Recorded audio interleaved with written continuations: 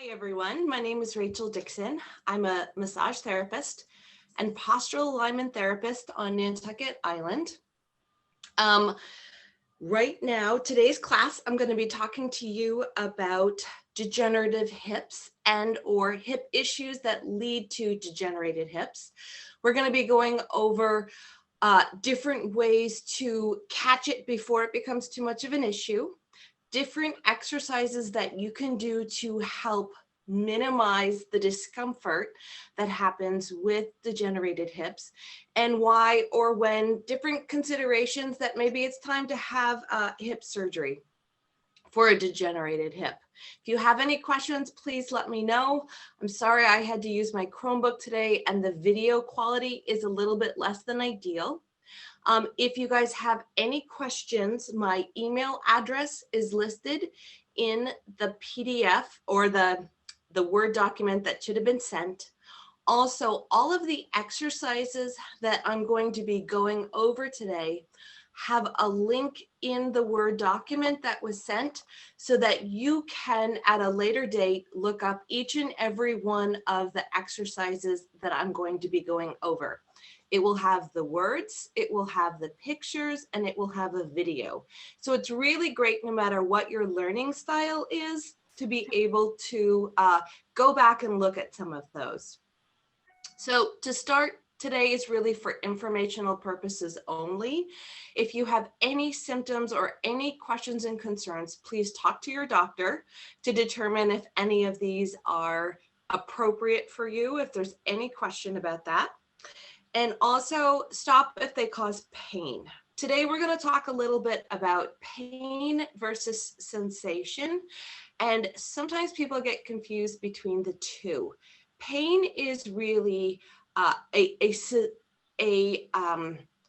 a sincere discomfort that is very uncomfortable, as opposed to a different sensation that your brain is looking to determine what it is. So a lot of times when people start doing new movements and new activities and their body is used in a different way, they have different sensations.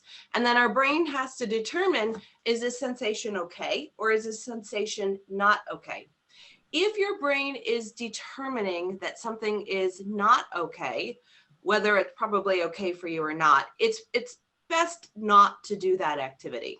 So that's just one way of thinking through things.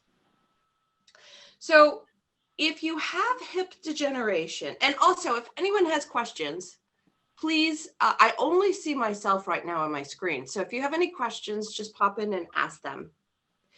But if you have hip degeneration, it's often blamed on wearing out. So that tends to be the general concept of the excuse of why one has arthritis. Something to think about is that both sides of your hips are the same exact age. They typically do the same activities in your life.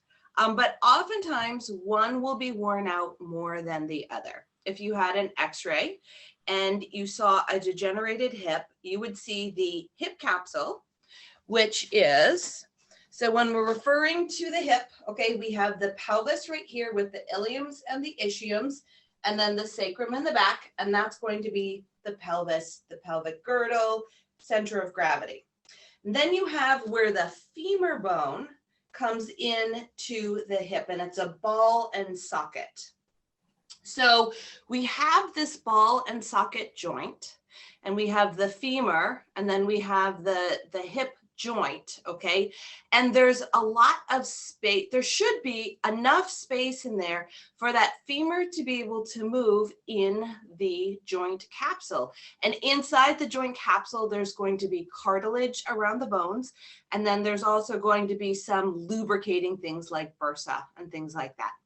But in a degenerated hip, we've lost some of the cartilage that goes around the bones because there's just been so little space. So a lot of times it's sort of bone on bone, and there's not much space left in the hip joint itself.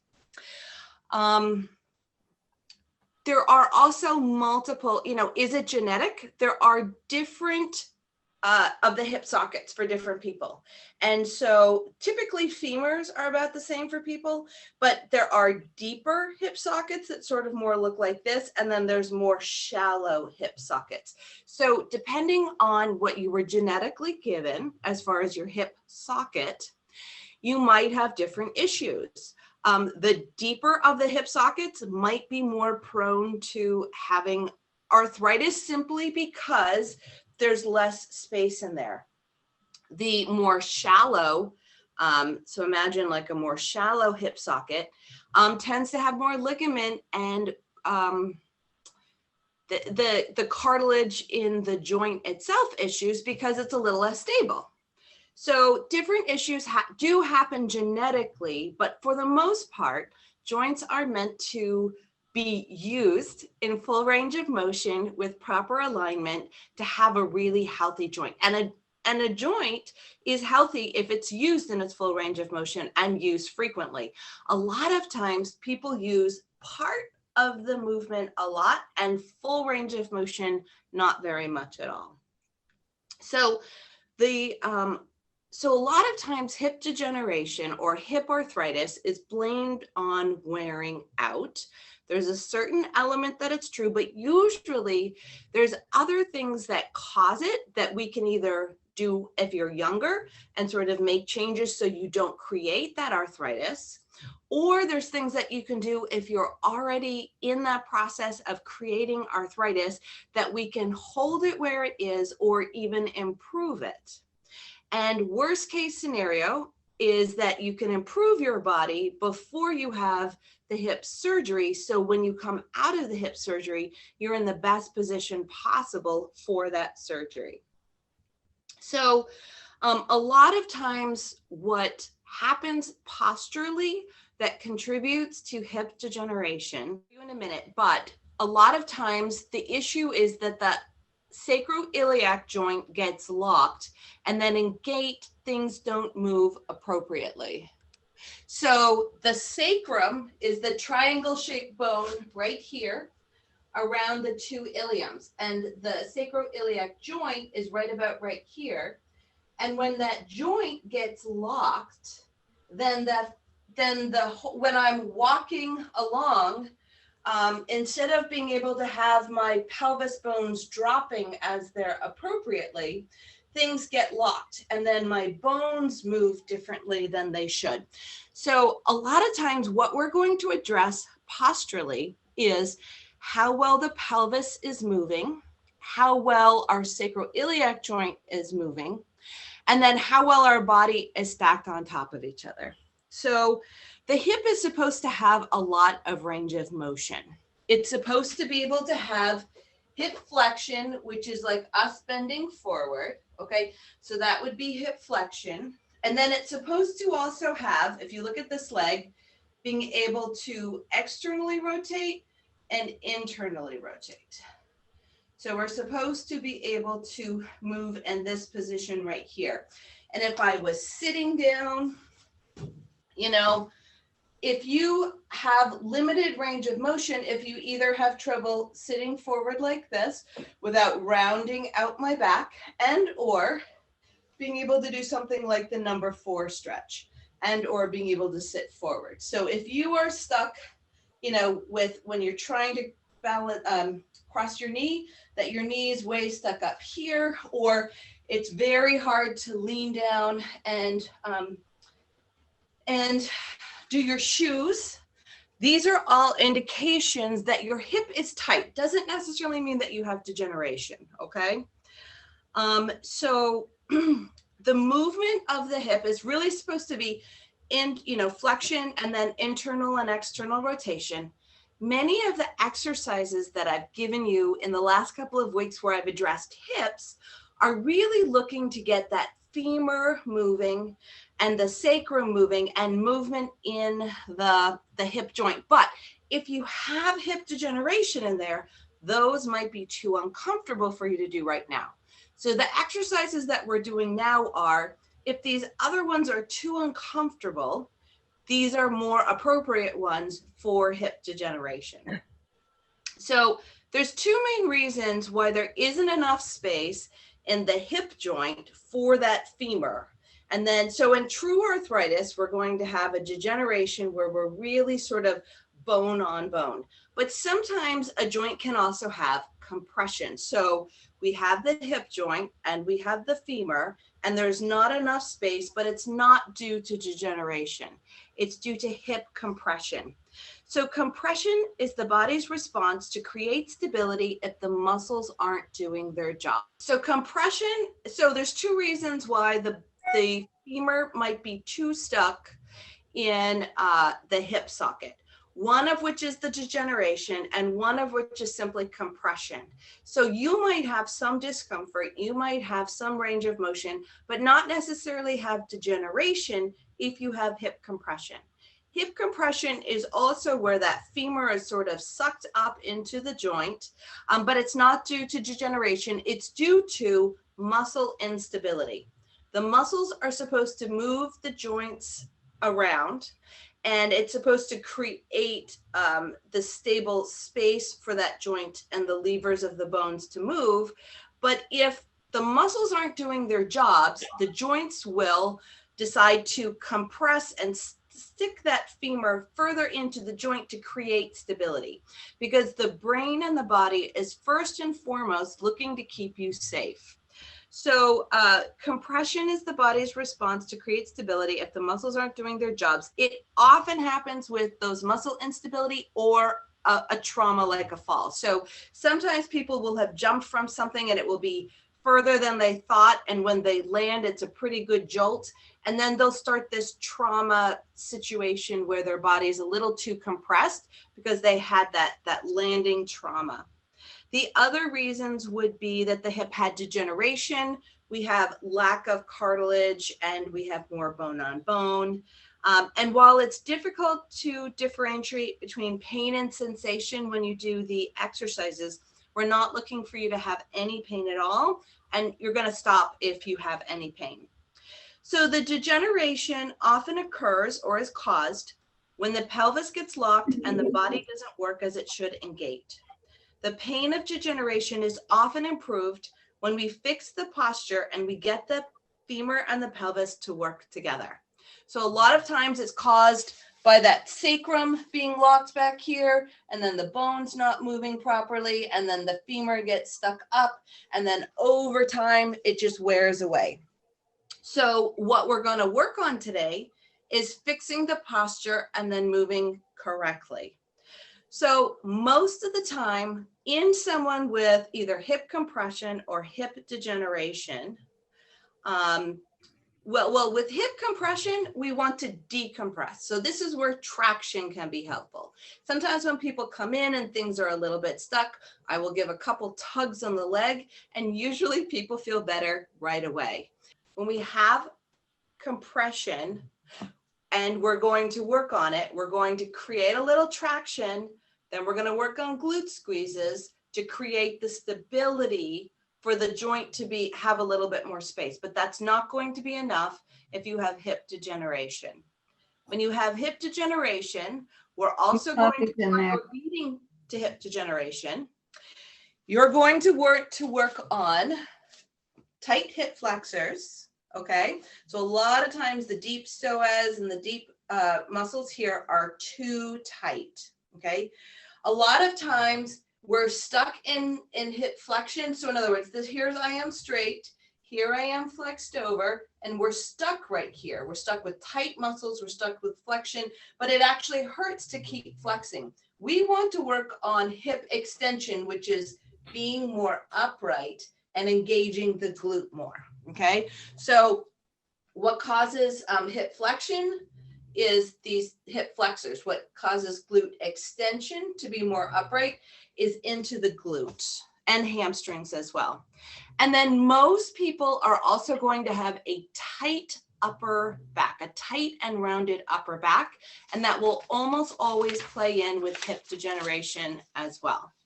So modified floor block does require these rather square, firm pillows. They are squishy, right? But they're a little bit firm. This exercise is really going to work on lengthening the back and working very slightly on hip extension. If you have a bad shoulder joint, this is not the best exercise for you.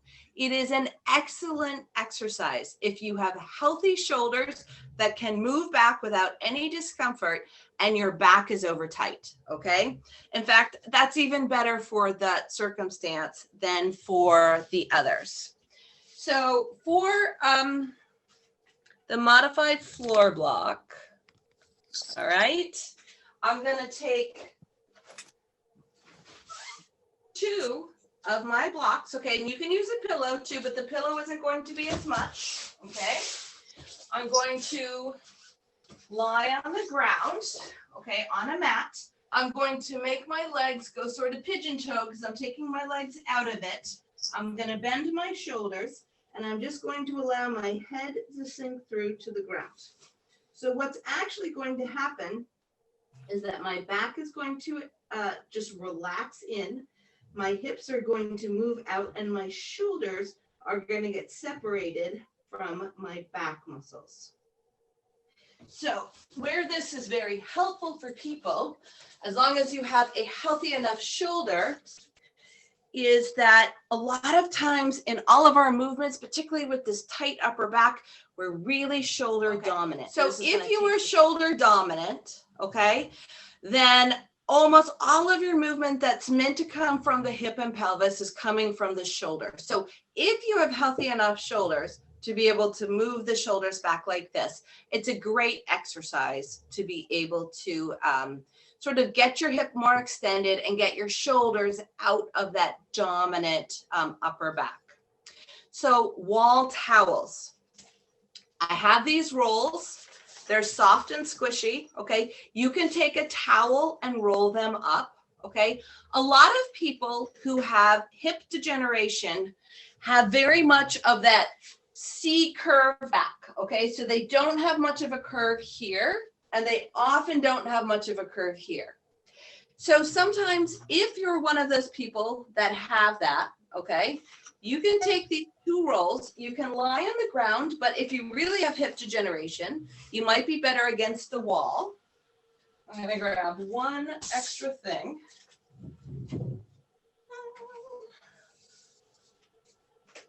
You can come up against the wall, and I'm gonna place one, I'm gonna stand up against the wall, I'm gonna place a foam roll at the low back, and one at my neck, which you aren't gonna see, but it is there. And I'm essentially going to remind my body how to stand up against the wall. My feet are forward, okay? You also can do it on the ground if it felt comfortable enough for you. So on the ground, I'm going to have my knees bent, and I'm going to place this under my low back, and I'm going to place it right here, okay? It should feel comfortable to your low back. If it is too much of an arch right here, then you need to make the pillow or the towel roll smaller. But this is going to allow you to remind your back how to have the proper curves and get a little bit more of that curve into the back.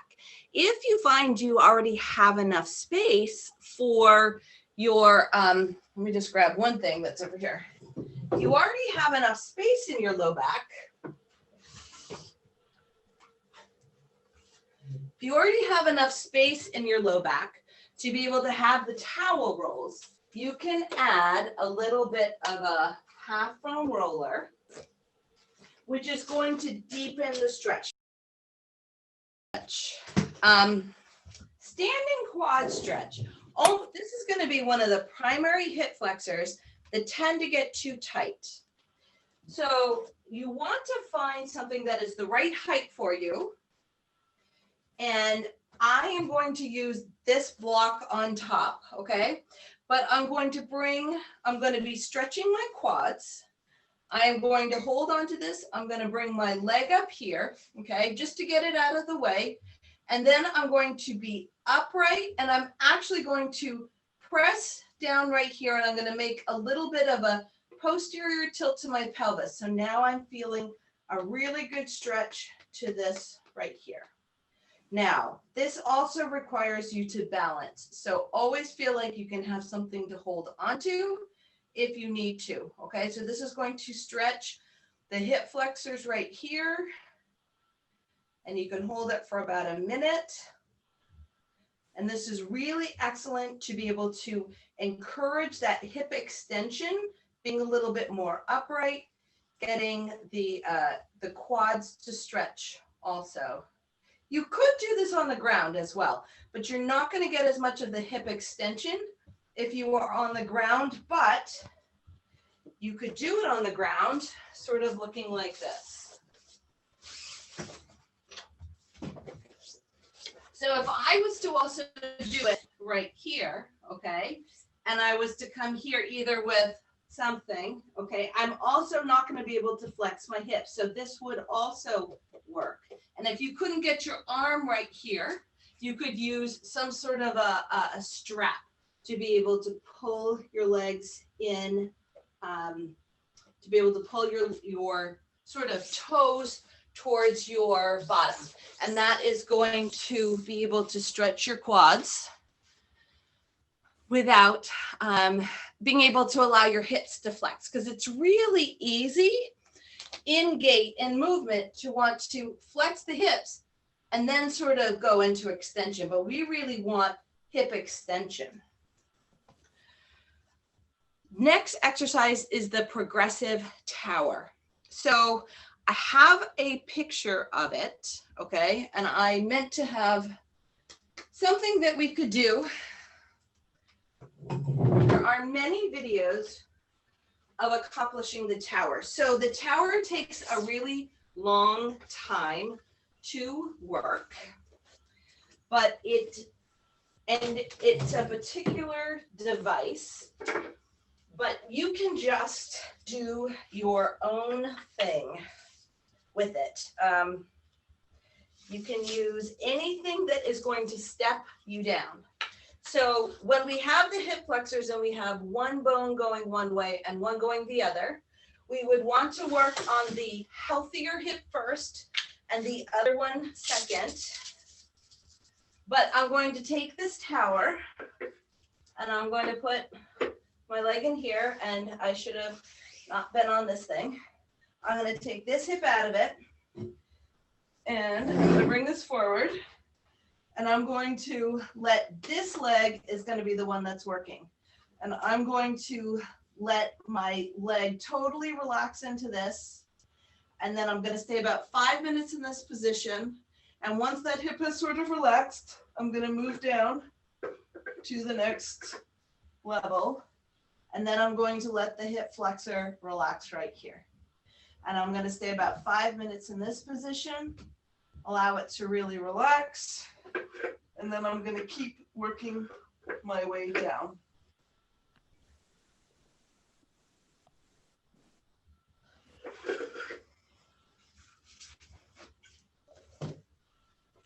So different ways that you can create your own version of the tower. Should you be a really appropriate person for the tower, you can buy them for about $100. So that's not bad. The one thing about the tower that I don't absolutely love, you are supposed to have a sneaker on when you use it, okay? But that when this little guy and your foot is in something, I find that it wants to make your foot come back like this, okay?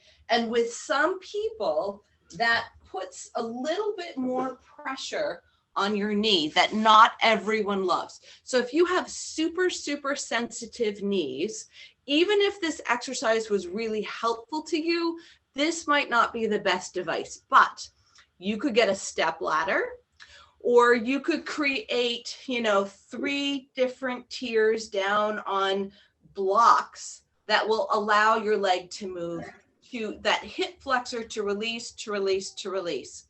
What this is specifically doing is the psoas muscle, which is attached to the front discs and attached into the hip. They're the real deep back muscles that are the hip flexors.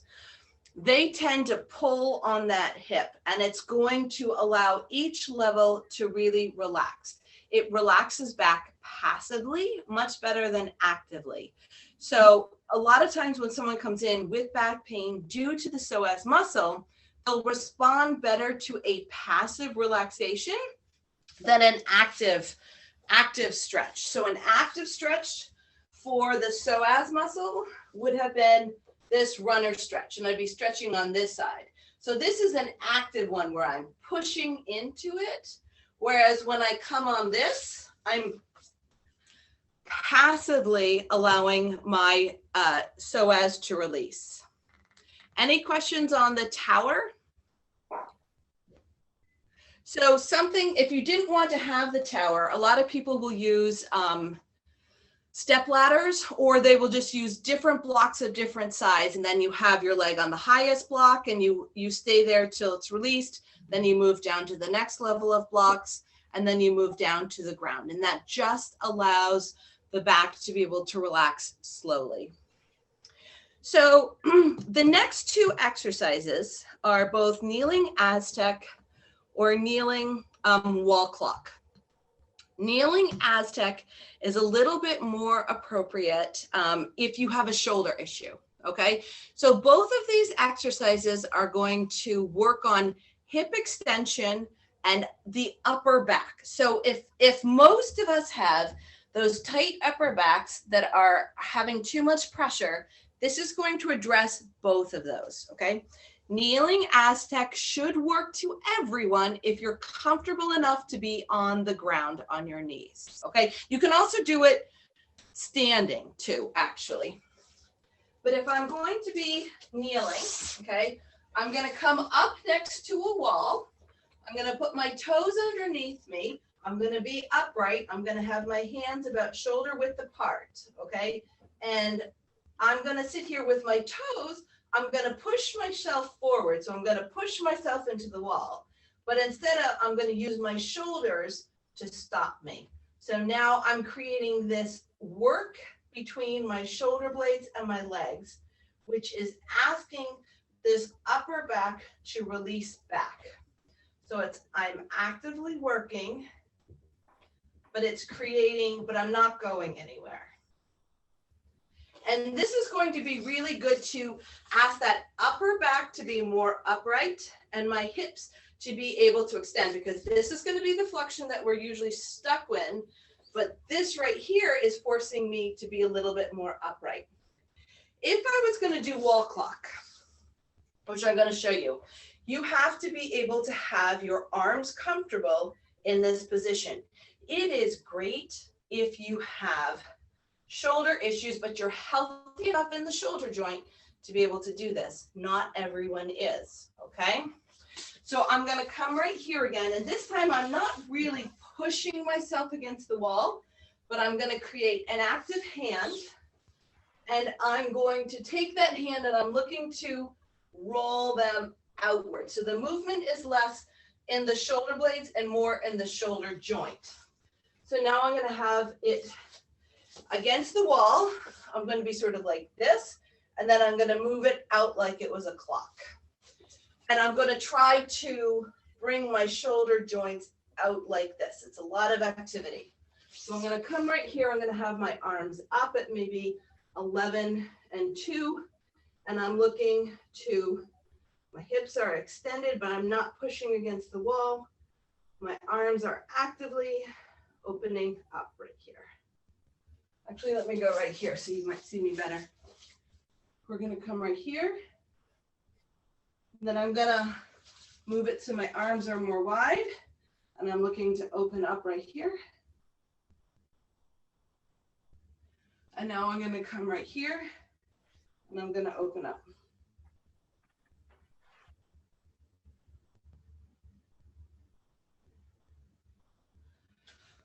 All right. So as a review, both of those last two exercises were dealing with the tight upper back. The kneeling Aztec is really going to create more pressure between the shoulder blades, and it's going to push you into being more upright into hip extension. and to straighten up your upper back, whereas the kneeling wall clock is excellent, but you have to have a really healthy shoulder to be able to do it. Relatively healthy shoulder. Tight is fine. And then but it's going to do more work to separate the shoulder from the upper back. Any questions about the exercises that I went over today? Rachel, I have one question. How long would you want us to hold that? Is it like a 5-second hold, a 10-second hold, just to get a sense of how long that shoulder needs to open up in the different positions of the clock? Typically it's about a minute in each of the positions, but it's up to you. For most people, if you were doing the kneeling wall clock, right? Yeah. Typically, this is the easier position.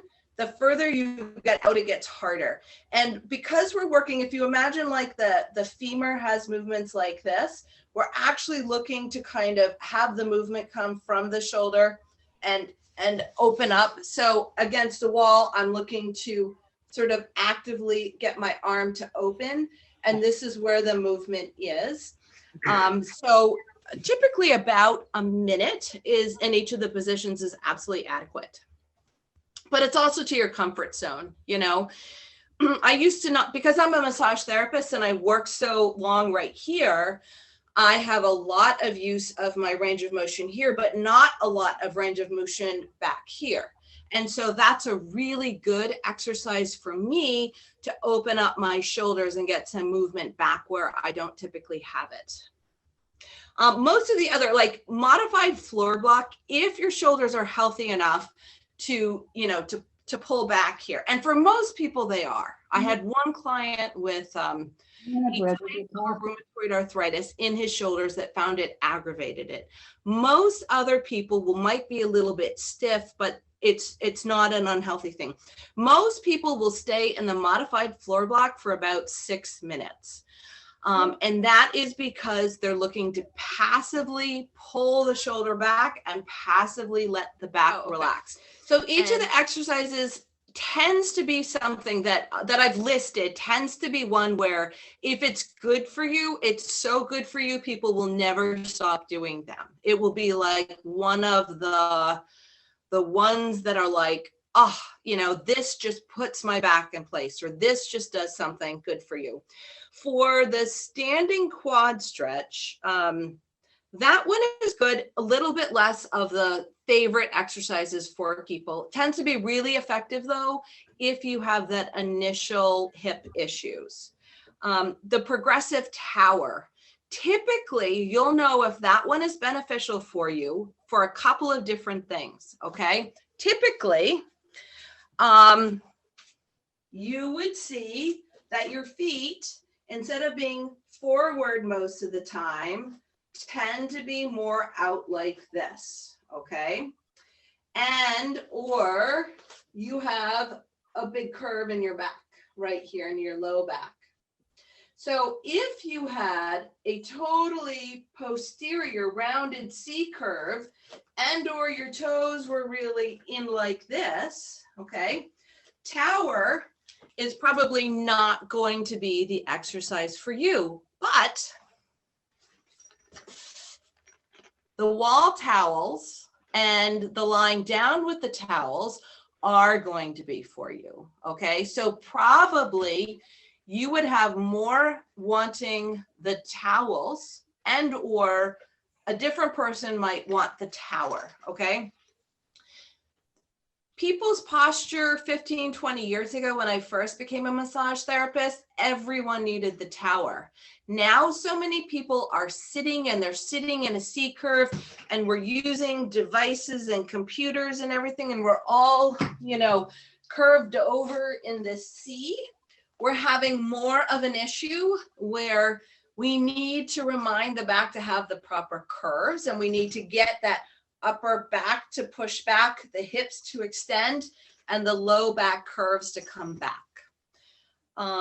So the kneeling Aztec and the kneeling wall clock are both really great exercises. I really love the kneeling Aztec because it's a very active, it looks like you're doing nothing, but it really creates a lot of activity in both the hip extension and that upper back. It's kind of fun. You know, I always feel so much stronger after I've done it. Any more questions about the exercises before I go into other things that could help?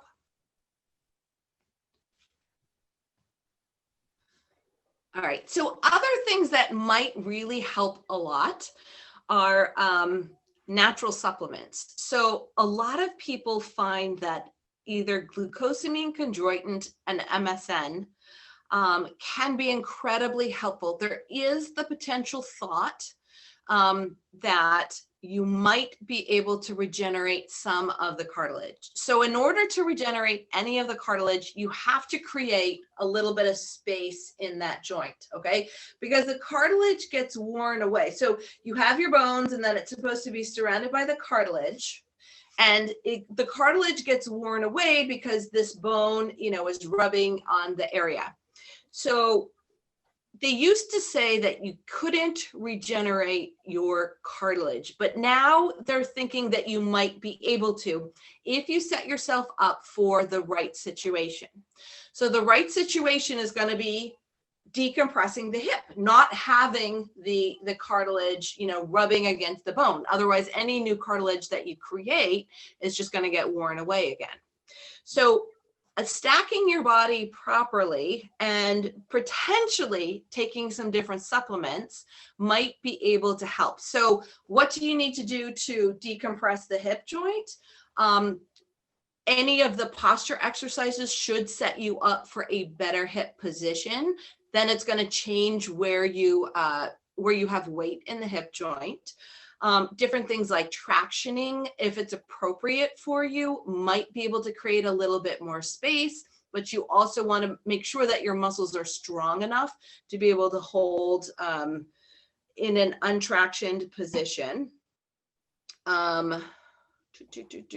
So theoretically, creating space, the body is always regenerating. You may be able to regenerate some of the cartilage in your hip as well.